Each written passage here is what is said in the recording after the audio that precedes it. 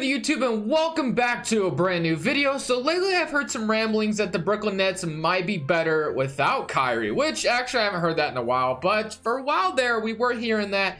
So it inspired me today to do a Brooklyn Nets realistic rebuild. No really theme on it. I just kind of want to do a Brooklyn Nets realistic rebuild and see how it goes. So let's go ahead without further ado and jump right into it.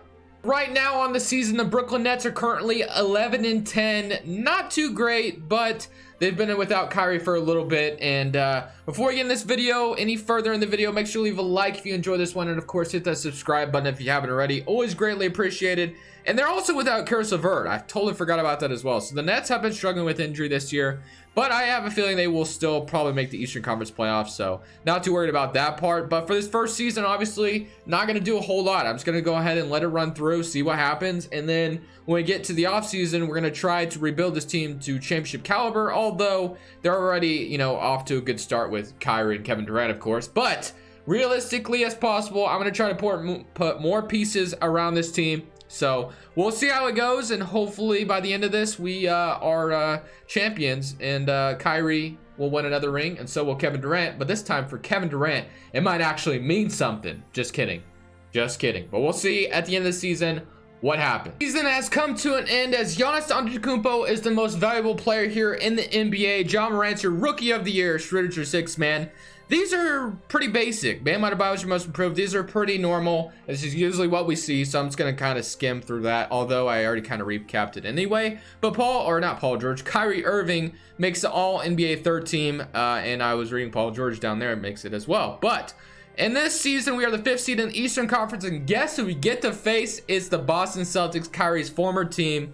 I know Boston's gonna love seeing him there for 3 games. Yeah, it'd be 3 games. Well, I guess it depends how far the series goes. But let's go ahead and simulate current or 4 because they have home court advantage. But let's simulate current round, and it looks like Boston's gonna get the best of us. So Kyrie's gonna go home pretty disappointed because he left his former team and they scraped him in the playoffs. But that's all right. We still have a couple off seasons to go. I'm not sure where I'm gonna go with this team just yet, but as far as I know, I want to try to get Kevin Durant and Kyrie maybe a 3rd star. If not a 3rd star, just some more help in general. So I think Dinwiddie is going to be traded. I think I'm going to trade him.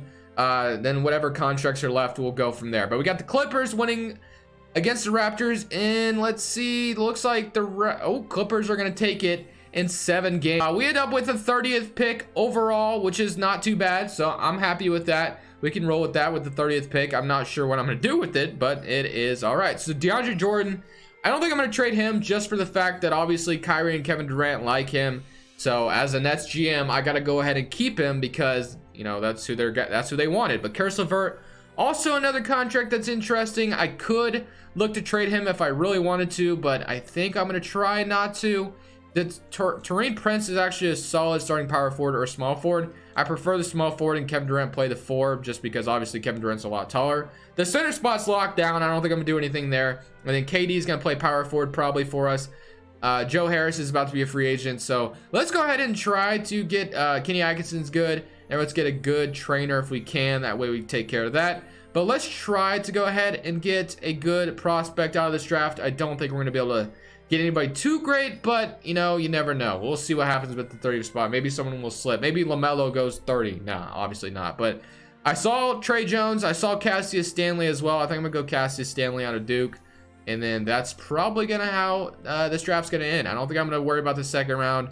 And Cassius Stanley is a 72 overall. Probably spend some time in the G League, of course. Garrett Temple, Theo Pinson. Not really needing to bring either of them back. Qualifying offers, TLC.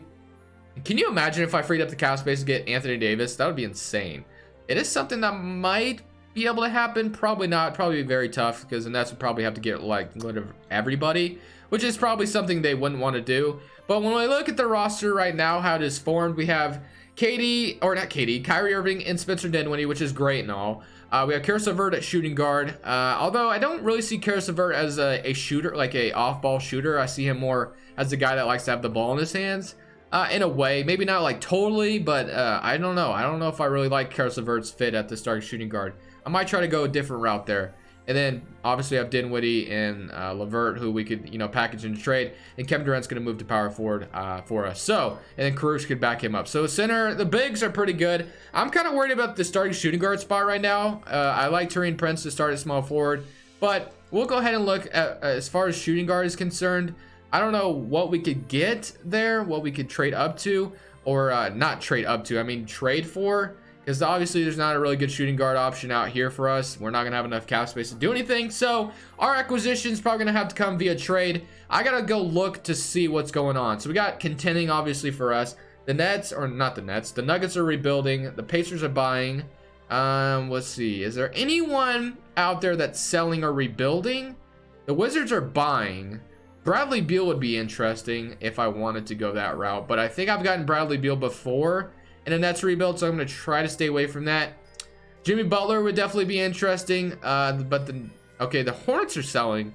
They have Devontae Graham, but I don't know about him. And then Buddy Hield would definitely be an interesting fit, but I got to think about this. Like, who on earth wants Dinwiddie right now? Like, and Caris LeVert, who could use them right now? If they want, I mean, the Wizards maybe. If they, no, I don't know. I can't even justify that. Who else could probably? No, who's kind of in the middle there? Maybe the Miami Heat could get, but I don't know. There's nobody on their team that I really want, The Hornets, I guess maybe if they wanted to go ahead and give me Devontae Graham, but I don't know. I'm going to keep looking. The Kings, they already have De'Aaron Fox. I can't imagine they would want Dinwiddie. I could maybe give them Caris LeVert, but Buddy Hield, I don't know. I guess if they wanted to go a little bit younger other than Buddy Hield, because I do like the idea of Buddy Hield here. I gotta make sure they get like something really good for him though, because I just don't know why they'd want to do this. So, all right, so let's just see what we could come up with here. So Caris LeVert for a Buddy Hield. Obviously, we're gonna need a little bit more than that in this trade. So what if I were to give them, let's say, what if I gave them? I don't want to give them Jarrett Allen as well. I think that's a little too crazy. What if I gave them like Claxton, and what else could I give them? How about Nawam Musa? How about like a bunch of young pieces plus LeVert, and we give him Buddy Hield, because Caris LeVert would match De'Aaron Fox timeline a little bit more than Buddy Hield does, I guess. And then we give them a future first or something like that. Would they do this? I think obviously they would do this, but I'm just questioning whether this is a good trade or not. Let me know what you guys think. Some of you probably say it's not, and that's fine, but I'm gonna try to give them a future like top 5 protected pick. All of this for Buddy Hield. They do? Yeah, okay. I had a feeling they would do that, obviously. But Buddy Hield is going to be nice. He'll be a good starting shooting guard for us. We have Dinwiddie still, so we could definitely still use him here if we wanted to. And then we have Cassius Stanley to back him up next year if we want to go that route. Dinwiddie I'll probably keep for now. We got 1, 2, 3, 4, 5, 6, 7, 8. So we definitely need like a backup small forward or a backup shooting guard. So let's go find that, and we should be solid. Iguodala is making a lot of sense, or Joe Harris. Joe Harris, obviously a little bit younger. His shooting is going to be valuable. So I did like the idea of Iguodala, but Joe Harris is going to be nice too. So I'm really liking how this team's looking. I think that's all I'm going to do for this offseason. Not much else to do. We got a Buddy Hield, nice piece. He should be interesting next to Kyrie. Kevin Durant stretched the floor for those guys. He should be a nice shooter. He could definitely just sit in the corner and shoot, and that's going to be nice. I really like the way this team's looking. I'm expecting a championship, maybe not this season, but in a couple seasons. Second season has finally come to an end as Stephen Curry finishes your most valuable player. We went 55-27 as James Wiseman on the Charlotte Hornets is your rookie of the year, man. Okay, low key, the Hornets could be kind of nasty if they were to get James Wiseman with Devontae Graham and Terry Rozier. They could make some noise. I'm not saying they're a championship team, but they definitely could make some noise. But let's see what the All-NBA teams look like as we have no KD. We do have Kevin Durant. Okay, so they both make the All-NBA third team. I was shocked. I'm like, you better put Kevin Durant on one of these teams. But third seed in the Eastern Conference as we get to play Miami in the first round, which is a scary matchup, in my opinion, because Miami is very underrated. But 29 points from Kyrie Irving and 26 points per game for Mr. Kevin Durant. And then we had 16 from Buddy Hield. Did he shoot at a good clip, 47% from 3, while attempting almost 6 a game? That is what I like to see. Look at these shooters, man. We got shooters. We got shooters, that's for sure. All of over 5 attempts a game, shooting 40%. That is awesome. That is very awesome. Joe Harris, 3 attempts a game. Okay, I'm liking that a lot. We should be able to beat most teams, but we'll see how 2K decides to treat my roster as we even. Okay, actually, we're evened up with the Nets. We're up 2-1 now, or with the Heat, I should say. But we're up 3-1 on them now. Can we? Okay, now we get to play Boston. This could be your revenge time, Kyrie. Can you get that revenge, though, is the question. As the Boston Celtics jump up 1-0 on us. 2-1. It looks like they're going to embarrass us again as we're down 3-1 to Boston. All right. That is how it's going to be. Let's see if we can come down from a 3-1 deficit. I doubt it. We got to go play and TD Garden. I'm not too ecstatic about that, but we get to go ahead and win game 6 on the road. Isn't this, or game 5, I should say. So that's good. Now we get to go to game 6 at our house. And Bankers, no, not Bankers Life. What is it? Gosh, I'm drawing a blank. What is the Brooklyn Nets stadium? I know, Barclays Center. I was say, I know this, Barclays Center. So let's go ahead and see if we can beat them. Bankers Life Fieldhouse is the Pacers, if I'm not mistaken, but I could so be wrong about that. But 39 points from Kyrie and 35 from Kevin Durant. Very awesome. Now, we're going to a game 7. Game 7 is where Kyrie lives, right? This is where Kyrie makes his name. Can he do that in Boston, though? Can he go ahead and embarrass the Celtics, the team he left? Oh my gosh, 101 and 103. This is a very close game. Oh my gosh, overtime. We're drawing away. 149, 139, 49 and 12 from Mr. Kyrie Irving. What did I tell you guys? I mean, obviously there was overtime, of course, but shot very efficiently. That was a hard word to say, but 25 points. And then from Buddy Hield, okay, so it looks pretty beneficial. But now we're on to the Eastern Conference Finals, so we get to play our next door neighbors in the New York Knicks. So this should be an interesting matchup. We drew Anthony Davis went to New York. Wow, okay.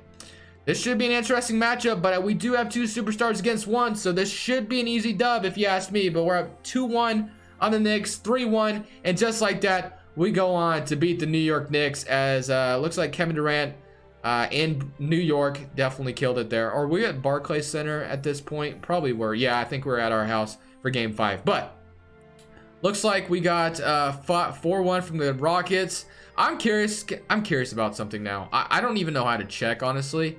I'm gonna figure this out. I said this earlier, and I'm gonna figure it out. What do I forgot where you go. Team comparison. Is it in team comparison where you can see like where their stadium is? I don't even remember, man.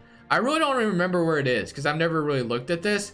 So it is what it is. I was gonna see if I was correct about the Pacers. I just don't remember what their arena is called. But let's go ahead and see if we can beat the Houston Rockets. Let's see what they look like first, because I want to go ahead and make sure this is a good matchup. I'm sure it is. But James Harden and Westbrook. So this is a very good matchup. If this was our actual NBA Finals in real life, I'd be watching game. Like, I'd be glued to the TV because this would be a fun matchup to watch. But we're up 2-0 on the Rockets as there's no match for us. 3-2, 1-6. Let's go. Brooklyn has won a championship. Kyrie Irving is your finals MVP as we beat the Houston Rockets. That is what I am talking about. Just like that, we have won a championship. What a night. Uncle Drew, yeah, any general.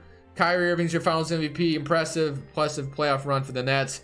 Accumulating an NBA title. That is what I'm talking about. Social media is going crazy over us, and yeah, that is how you do it. That is how you do a realistic rebuild.